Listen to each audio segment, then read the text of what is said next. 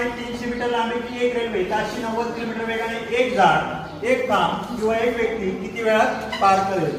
In what time will a 300 meter long train pass a tree or pole or person at the speed of 90 km per hour?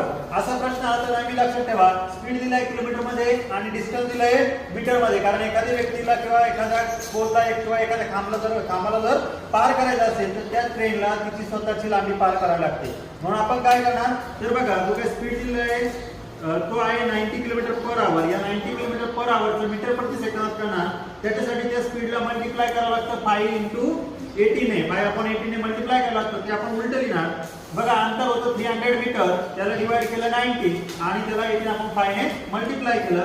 उत्तर बघा काय आहे, 18 × 18 18 5 90 आणि 5 × 5 केलं तर 25 येतात. 25 ने 300 डिवाइड केलं तर 25 25